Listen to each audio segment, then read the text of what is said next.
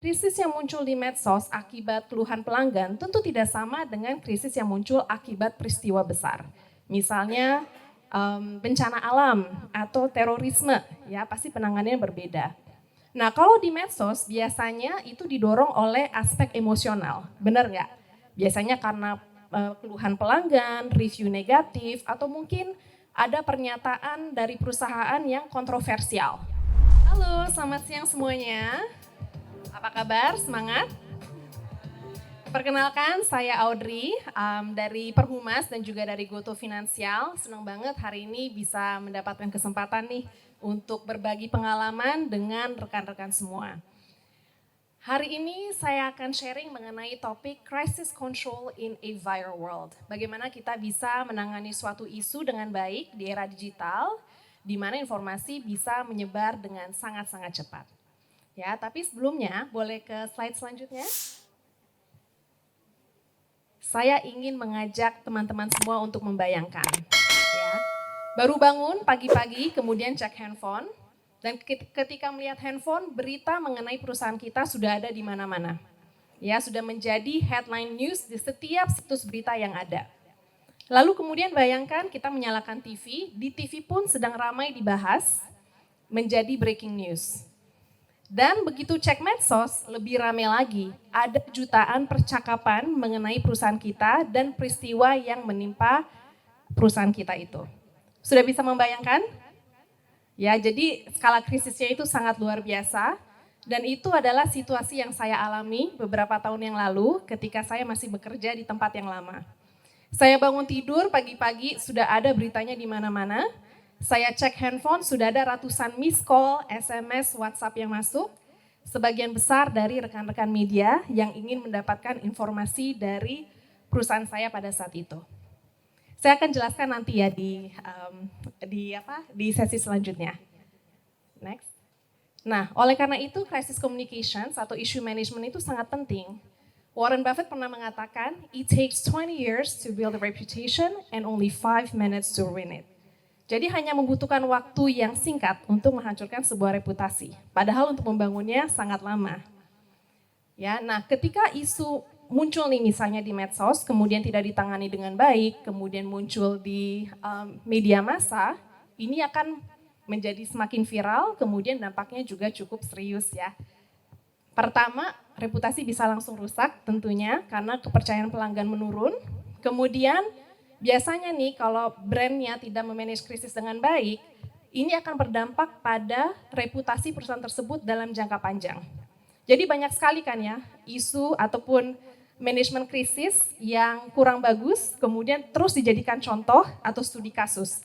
Bahkan jauh setelah krisis itu berakhir. Jadi dampaknya itu bisa jangka panjang. Lalu yang pasti bisa berdampak terhadap bisnis, ya misalnya ada gerakan boykot, kemudian penjualan turun drastis, ya. Dan ada juga yang bisa memiliki dampak atau konsekuensi hukum dan juga regulasi. Next. Nah, perlu diingat bahwa situasi krisis yang kita alami ini belum tentu sama, ya. Jadi biasanya setiap krisis itu membutuhkan penanganan sesuai dengan apa, berdasarkan penyebabnya apa, kemudian skalanya dan juga dampaknya. Ya, jadi misalnya nih, krisis yang muncul di medsos akibat keluhan pelanggan tentu tidak sama dengan krisis yang muncul akibat peristiwa besar.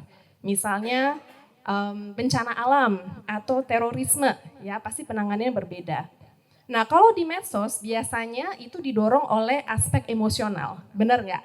Biasanya karena keluhan pelanggan, review negatif, atau mungkin ada pernyataan dari perusahaan yang kontroversial. Bisa juga karena misinformasi yang berbeda jauh dari fakta, deepfake kan sempat rame ya deepfake. Kemudian bisa juga karena isu sosial maupun etika, misalnya diskriminasi atau skandal tempat kerja. Nah itu biasanya munculnya di medsos gitu ya. Nah kemudian ada juga krisis yang muncul akibat peristiwa yang sangat luar biasa. Misalnya tadi ya saya sebutkan ada bencana alam, terorisme, kecelakaan transportasi dan lain sebagainya. Dan ini biasanya memiliki konsekuensi yang jauh lebih serius ya dan membutuhkan koordinasi yang jauh lebih kompleks. Ya ini contohnya tadi udah saya sampaikan ya. Oke, nah terlepas dari skala krisis yang kita tangani, ada 3 hal yang wajib dijadikan pedoman. Dan ini berlaku untuk setiap tipe isu maupun krisis ya. Yang pertama harus cepat tanggap dan juga menyampaikan informasi secara akurat. Ya kalau misalnya perusahaan kita sudah viral, jangan diam aja, karena kalau diam akan muncul tuh spekulasi, misinformasi. Kemudian ini membuat krisis menjadi lebih sulit ditangani. Ya, dan jangan sampai kecepatan kita dalam merespon akhirnya mengorbankan fakta gitu ya. Kita tetap harus menyampaikan informasi yang tepat. Lalu yang kedua harus transparan, this goes without saying ya. Kemudian selain transparansi, yang tidak kalah penting itu adalah menyampaikan pesan dengan empati secara genuine dan menunjukkan kepedulian. Dan yang terakhir accountability atau tanggung jawab gitu ya. Jadi kalau memang bersalah, man up gitu ya, langsung saja akui. Kemudian fokus pada langkah-langkah perbaikan agar ini tidak terjadi lagi. Oke, sekarang saya ingin memberikan contoh kasus penanganan krisis yang menurut saya sangat baik ya. Dan ini awalnya muncul di medsos karena keluhan pelanggan. Jadi pada tahun 2018, KFC di Inggris itu sempat mengalami krisis skala besar. Ya, dikarenakan oleh isu supply chain. Jadi KFC ini kehabisan stok ayam. Padahal mereka kan ya restoran ayam ya, jadi sangat tidak ideal. Dan ini menyebabkan KFC harus menutup ratusan, kalau saya nggak salah 900 gerai KFC di Inggris. Dan ini menyebabkan orang pada marah gitu ya, kemudian banyak keluhan pelanggan di medsos. Mereka juga jadi bahan candaan di medsos. Pada inget ya, pernah ada yang ini nggak inget krisis ini? Nah, tapi mereka menanggapi krisis ini dengan sangat baik ya menurut saya. Mereka menangani ini dengan humor gitu, kemudian juga transparansi. Jadi ini adalah iklan permohonan maaf mereka, ada logo KFC yang ikonik gitu ya, tapi logo mereka KFC, urutan hurufnya diubah menjadi FCK. Saya nggak perlu jelaskan ya FCK itu apa, tapi ini kata umpatan, dan menurut saya ini sangat cerdas dan kreatif gitu. Dan akhirnya masyarakat Inggris juga sangat simpati gitu terhadap KFC. Kemudian saya juga waktu itu mengikuti ya isu ini, mereka dengan sangat cepat memberikan informasi ataupun update di medsos, dan yang pasti mereka bertanggung jawab. Jadi mereka nggak menyalahkan si supplier, meskipun tentunya ada ya kesalahan gitu dari pihak lain, tapi mereka fokus di pelanggan dan langkah-langkah selanjutnya. Nah, dampaknya apa? KFC bisa mendapatkan publikasi yang positif dari krisis ini, dan kemudian mereka bounce back dengan sangat cepat dan bisa mempertahankan loyalitas pelanggan. Ya jadi ini nggak semua orang berani bikin iklan kayak gini, benar ya Mas Hiro ya, Mas Hiro kan expert. Tapi ini mereka sangat luar biasa dan cepat gitu dalam merespon krisis ini. Sekarang boleh ya saya sharing contoh yang kurang baik gitu ya. United Airlines, ada nggak yang inget ini, pernah lihat video ini? Sayangnya saya nggak ada videonya di sini, tapi mungkin saya jelaskan ya apa yang terjadi pada saat itu. Ada salah satu penumpang United Airlines yang diturunkan secara paksa oleh pihak maskapai. Ya, dan kemudian ada videonya viral di mana-mana. Isunya waktu itu adalah overbooking. Jadi maskapai ini menjual tiket lebih banyak dibandingkan kursi yang tersedia. Jadi ketika di hari H semuanya pada hadir, harus ada yang dikorbankan. Salah satunya pelanggan ini nih yang ada di sini fotonya. Ada penumpang di penerbangan tersebut yang akhirnya mengambil video dan share di sosial media dan akhirnya menjadi viral di seluruh dunia. Jadi nggak hanya di Amerika Serikat ya, tapi di mana-mana.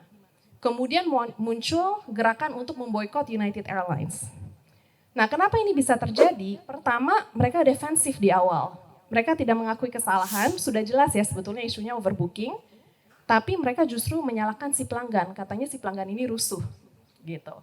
Lalu yang kedua, tidak ada empati sama sekali dan tidak ada permohonan maaf baik ke si penumpang ini maupun ke penumpang lainnya yang ada di penerbangan tersebut. Karena kan pasti nggak nyaman ya menyaksikan insiden seperti itu.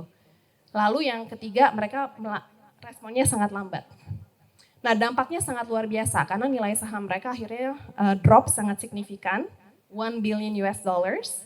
Kemudian ada gerakan boykot itu tadi dan banyak sekali kompetitor United Airlines yang mengkapitalisasi kejadian ini supaya mereka bisa mempromosikan layanan mereka yang lebih baik gitu.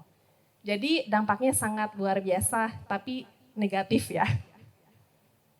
Oke, nah tadi kita udah sama-sama melihat cara penanganan krisis yang baik maupun yang kurang baik ya, yang biasanya muncul dari medsos. Bagaimana dengan krisis skala besar gitu. Nah sebetulnya balik lagi ke golden rules of crisis communication sama gitu ya. Penanganannya harus cepat tanggap, empati, transparan, itu semua tetap sama. Tapi koordinasi di lapangannya itu luar biasa kompleks. Ya karena banyak sekali pihak yang terkait dan kita harus bisa menjaga komunikasi supaya apa? Tidak ada misinformasi. Jadi kalau pihak lain ditanyain sama media jawabannya sama gitu. Nah mungkin itu ya sekilas saja singkat aja mengenai pengalaman saya. Kalau saya boleh sharing key takeaways. Yang pertama, always be prepared. Ya, pastikan kita punya pedoman manajemen krisis yang baik dan kita juga kalau bisa melakukan simulasi. Khususnya untuk ya industri penerbangan ini sangat-sangat penting.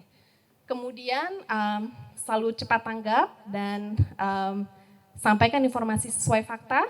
Dan yang terakhir, pastikan kita harus mengedepankan transparansi, empati, dan juga accountability. Mungkin sekian dari saya, terima kasih banyak, semoga bermanfaat.